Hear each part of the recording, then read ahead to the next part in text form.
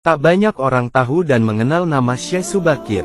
Padahal Syekh Subakir adalah salah seorang ulama wali songo periode pertama yang dikirim khalifah dari Kesultanan Turki Utsmaniyah Sultan Muhammad pertama untuk menyebarkan agama Islam di wilayah Nusantara.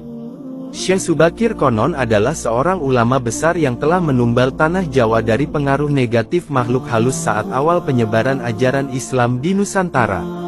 Kisahnya dimulai saat Sultan Muhammad pertama bermimpi mendapat wangsit untuk menyebarkan dakwah Islam ke tanah Jawa. Adapun mubalainya diharuskan berjumlah 9 orang. Jika ada yang pulang atau wafat maka akan digantikan oleh ulama lain asal tetap berjumlah 9. Sehingga dikumpulkanlah beberapa ulama terkemuka dari seluruh dunia Islam waktu itu. Para ulama yang dikumpulkan tersebut mempunyai keahlian masing-masing. Ada yang ahli tata negara, berdakwah, pengobatan, tumbal atau ruqyah, dan lain-lain. Lalu dikirimlah beberapa ulama ke Nusantara atau tanah Jawa. Namun sudah beberapa kali utusan dari Kesultanan Turki Utsmaniyah yang datang ke tanah Jawa untuk menyebarkan agama Islam tapi pada umumnya mengalami kegagalan.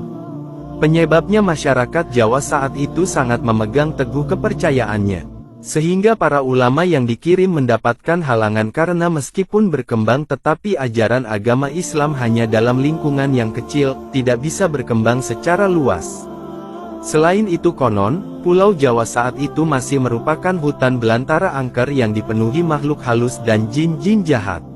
Lalu diutuslah Syekh Subakir ulama asal Persia yang ahli dalam meruqyah, ekologi, meteorologi dan geofisika ke tanah Jawa.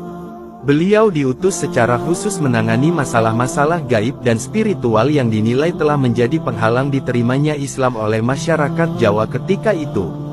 Berdasarkan babat tanah Jawa, setelah sampai ke Nusantara, Syekh Subakir yang menguasai ilmu gaib dan dapat menerawang makhluk halus mengetahui penyebab utama kegagalan para ulama pendahulu dalam menyebarkan ajaran Islam karena dihalangi para jin dan dedemit penunggu tanah Jawa. Para jin, dedemit dan lelembut tersebut bisa merubah wujud menjadi ombak besar yang mampu menenggelamkan kapal berikut penumpangnya dan menjadi angin puting beliung yang mampu memporak-porandakan apa saja yang berada di depannya. Selain itu para jin kafir dan bangsa lelembut tersebut juga bisa berubah wujud menjadi hewan buas yang mencelakakan para ulama pendahulu tersebut. Untuk mengatasi hal tersebut, konon Syekh Subakir membawa batu hitam dari Arab yang telah dirajah. Lalu batu dengan nama Raja Aji Kalacakra tersebut dipasang di tengah-tengah tanah Jawa yaitu di puncak Gunung Tidar, Magelang. Karena, Gunung Tidar dipercayai sebagai titik sentral atau pakunya tanah Jawa. Efek dari kekuatan gaib suci yang dimunculkan oleh batu hitam tersebut menimbulkan gejolak. Alam yang tadinya cerah dan sejuk, matahari bersinar terang, damai dengan kicau burung. Tiba-tiba berubah drastis selama 3 hari 3 malam. Cuaca mendung, angin bergerak cepat, kilat menyambar menimbulkan hujan api, gunung-gunung bergemuruh tiada henti.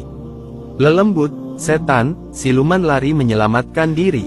Jin, peri, banaspati, kuntilanak, jailangkung, semua hanyut dalam air karena tak kuat menahan panasnya pancaran batu hitam tersebut.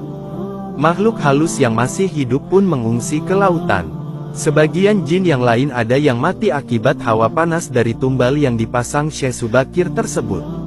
Melihat hal itu, konon sabda Palon, raja bangsa jin yang telah 9.000 tahun bersemayam di puncak Gunung Tidar terusik dan keluar mencari penyebab timbulnya hawa panas bagi bangsa jin dan lelembut.